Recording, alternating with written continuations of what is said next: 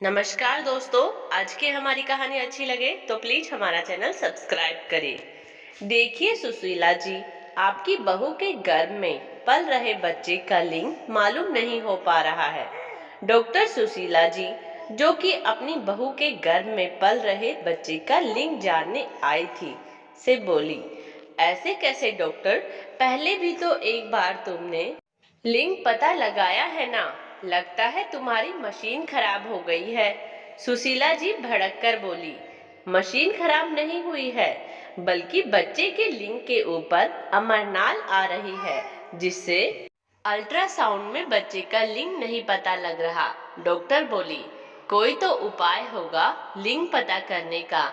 मैं ज्यादा पैसे देने को तैयार हूँ, आप कुछ कीजिए। सुशीला जी अधीरता से बोली। अंदर उनकी बहू सब सुन रही थी। वो दुआ कर रही थी कोई उपाय ना मिले, ऐसा कम से कम इस बार तो वो माँ बनने का सुख पा जाए। पिछली बार तो उसकी अजन्मी बच्ची को मार दिया गया था। हाँ, एक उपाय है। आप अपनी बहू को सीढ़ियाँ चढ़वाओ, कूदने को बोलो, थोड़ा हो सकता है इससे अमरनाल खिसक जाए। डॉक्टर कुछ सोचती हुई बोली। डॉक्टर की बात सुन मानो सुशीला जी में जान सी आ गई। वो फटाफट बहू के पास आई और उसे लेकर सीढ़ियाँ चढ़ने उतरने लगी। उसे धीरे धीरे उछलने को कहने लगी। बेचारी बहू, जो सास से वैसे ही डरती थी, उसकी हर आज्ञा का पालन कर रही थी, पर मन ही मन दुआ भी कर रही थी कि ये उपाय फेल हो जाए। हा हा हा। ऊपर स्वर्गलोक में बैठी एक छोटी सी बच्ची जोर से हंसी। क्या हुआ? ऐसे क्यों हंस रही है? वो भी इतनी जोर से? एक दूसरी नन्ही सी बच्ची ने पूछा। वो देख, मेरी दादी सुशीला कैसे पागल हो रही है ये जानने को कि मेरी माँ के गर्भ में लड़का है या लड़की। वो बच्ची हंसते हुए बोली। पर तुझे क्या पता वो तेरी दादी है? दूसरी बच्ची ने पूछा। बहुत अच्छे से जानती हूँ इन्हें, मेरी हत्यारिन है ये। और वो डॉक्टर, क्या इन्हें नहीं पहचानूंगी? वो बच्ची जो अभी तक हंस रही थी एकदम कठोर शब्दों में बोली। ओह, मतलब तुम्हारी हत्या हुई थी? मैं तो पैदा होते वक्त मरी थी। दूसरी बच्ची उदास हो बोली। अच्छा, मतलब तुम्हारी दादी ने तुम्हारी मम्मी की गर्भ की जांच नहीं करवाई थी?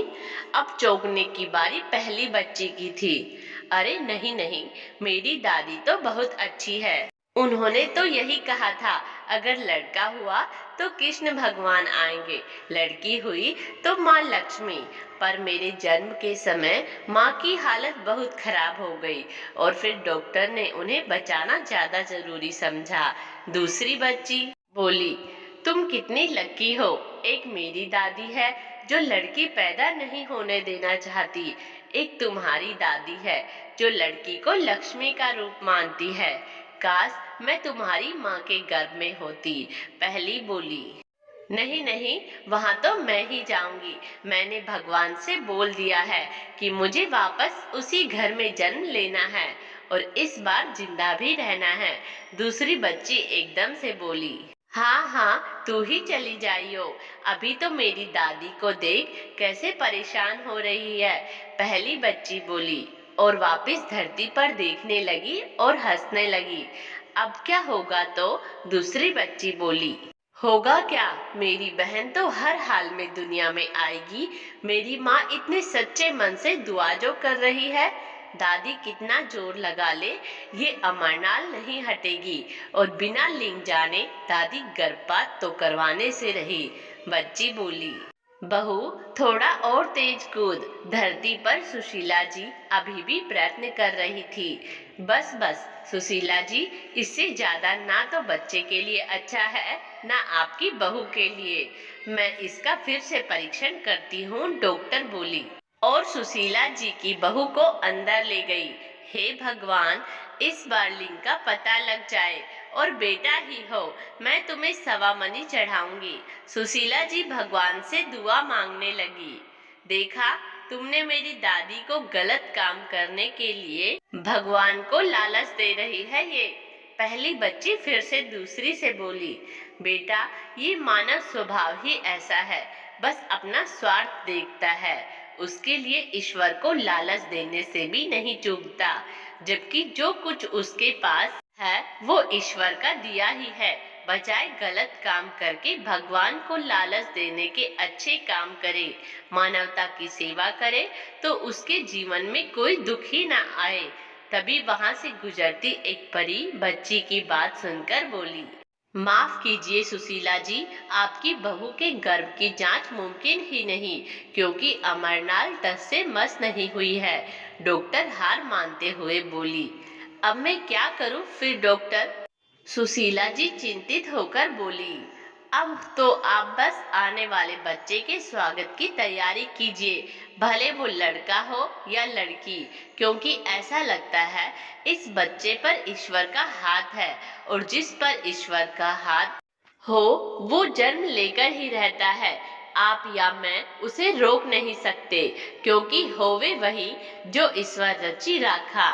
डॉक्टर ये बोल वहां से चली गई। सुशीला जी की बहू मन ही मन ईश्वर को धन्यवाद देने लगी। हुर्रे, मेरी बहन अब दुनिया में आएगी। मेरी दादी हार गई।